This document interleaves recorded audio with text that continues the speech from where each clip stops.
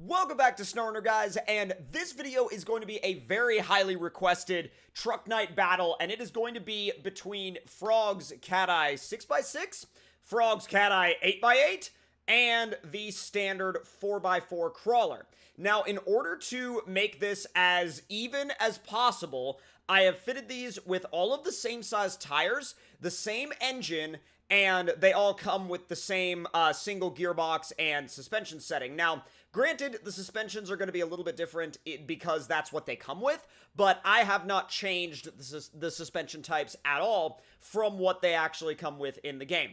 Now, they are all, like I said before, they are all pretty much set up and ready to go. They're all running the max performance engines, and I, for one, am very curious to see if more wheels really does equal better performance across the board, or if the superior maneuverability of the 4x4 wins out, or maybe the in-between approach of the 6x6 might be what wins out. Now, let me know in the comments section down below, before we get started, which one is your favorite, the 6x6, the 8x8, or the 4x4, and then we'll see if your favorite ends up winning. Now, with that also being said, we may also do a little bit of trail running on the side trail at the end of the video, but we'll just have to wait and see, depending on how these do on the main course. Now, also, if we flip one of these, we get one chance to winch it back over. If we flip it over again a second time, we have to leave it there.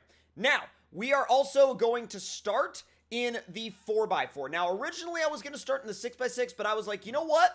Let's start in the 4x4 and get the 4x4 out of the way right off the bat, because the 6x6 and the 8x8, I feel like, are the main trucks that everybody's going to be like, okay, these are going to be the two that are going to be battling it out. But you never know. So, like I said before, the rules are simple. Run down the track, one rollover, one winch back, and then after that, you got to leave it there. Now, 3, 2, 1, let's fire it up and head down the course.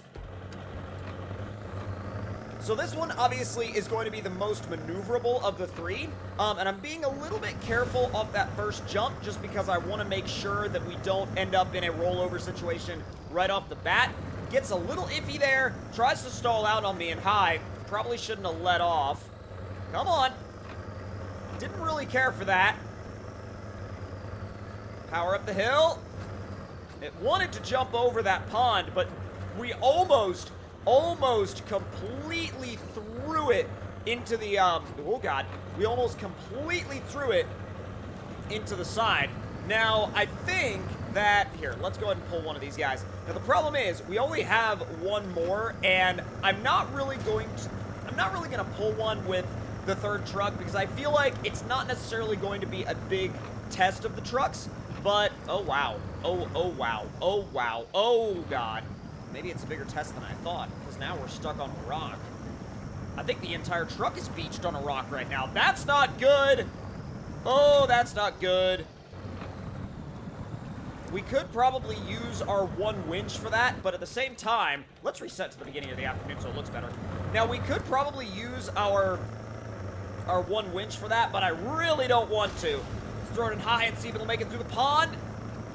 No, it is like you have got to have it in the lower gears to get it through either the pond or the mud. Now, that might be a little bit different on the 6x6 and 8x8 variants, but on the 4x4, that's definitely where it seems to struggle. So let's put it into low plus. Now, this is where we should have an advantage in the 4x4 due to its increased maneuverability. There we go. Now, the only thing is, in something like the 8x8, you have that almost caterpillar-like sense of always having contact with the ground, with the tires, and you could basically roll over whatever you want. The 4x4 doesn't necessarily have that luxury, but whoa! Whoa, all right, almost rolled it right there, almost rolled it. Let's try not to do that. But then again, like I said, we have not used our one winch, and we are almost to the end, so I'm not really gonna worry about that too much. It really gives us a big opportunity to really send it in the last bit, which we jumped over all the logs. Whoa, getting a little too bouncy right there at the end. Let out of it, but I feel like letting out of it there was probably by far the best decision I could have made, because it was not feeling good about it. All right, across the line. So, a little bit of a sketchy run from the 4x4. I definitely think that a lot of those sketchy spots were down to me and my driving, but I think it also highlights some ups and downs of the 4x4 configuration as a whole. Now, moving on to the 6x6. The 6x6 has been sort of a fan favorite, especially ever since it came out, and I know a lot of people really love and enjoy the 6x6, so I think the 6x6 is definitely going to perform well, but the question is it going to perform as well as the 8x8? Now, same rules apply. You get one chance to winch it, whether that's a rollover or not, and then after that, you got to leave it there.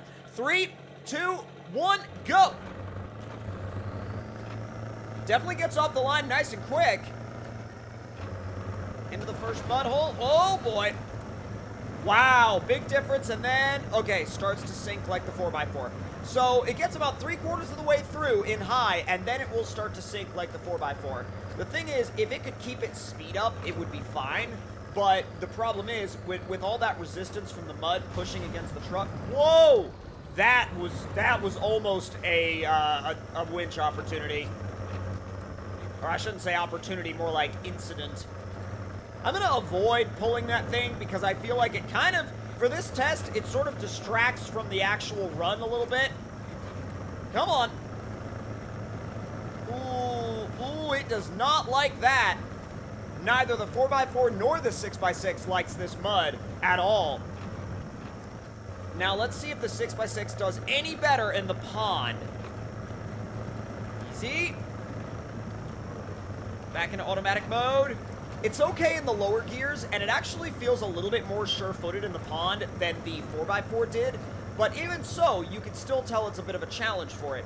Now, this is where I'm expecting the 8x8 to do well, but I'm not so sure about the 6x6, because the 6x6 still has the same front overhang as the 4x4, but you have those 2 axles in the back instead of 1 to keep that push going. So it may actually have a little bit of an advantage over the 4x4 here. Easy, but definitely not as maneuverable, though. Nowhere near as maneuverable. Throw it in high, run it up the rocks.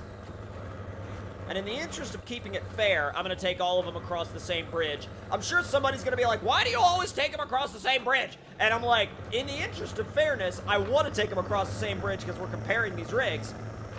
Put it in high. Whoa! Oh, wow, okay, so the 6x6 ended up with a lot more damage and didn't quite make it across all of the logs like the 4x4 did. The 4x4 literally just kicked itself all the way across in one shot. Wow, that was a lot more sure-footed over the whoops, though. Nice run from the 6x6, but I'm not sure if it's that, like, main run that we were all expecting from the 8x8. Now, I was kind of, like I said, I was going back and forth on whether or not the 6x6 was going to be sort of something that would destroy the 4x4, and it definitely had its advantages, but it also had its disadvantages, and I think it definitely showed.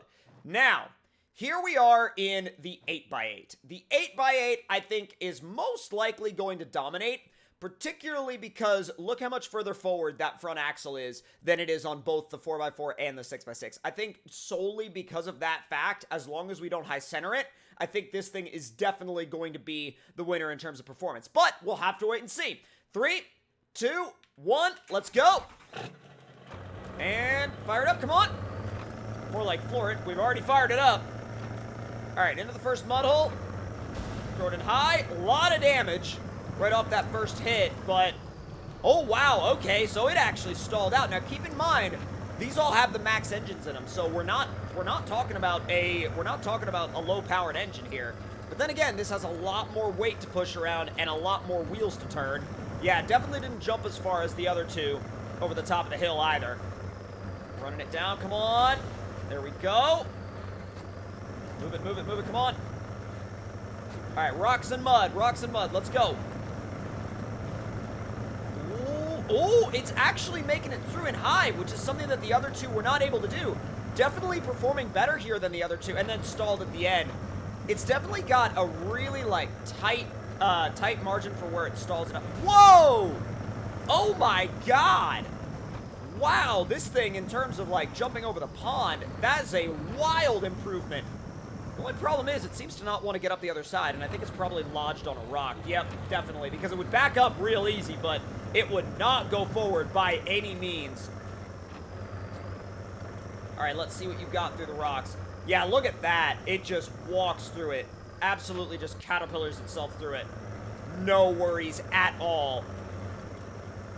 Wow, just moving a front axle further forward has such an incredible impact on the truck's performance. Now, granted, it also has an additional axle on top of the 6x6 and 2 additional axles on top of the 4x4, but still. All right, now, again, same bridge in the interest of keeping things fair, because if I took one of the other bridges and fell off, that would be my bad and not the truck's bad.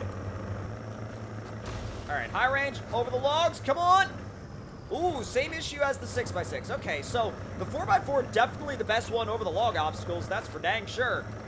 All right, let's see how she does. Whoa, a little bit bouncier than the 6x6 here, but still does a great job of absorbing the bumps.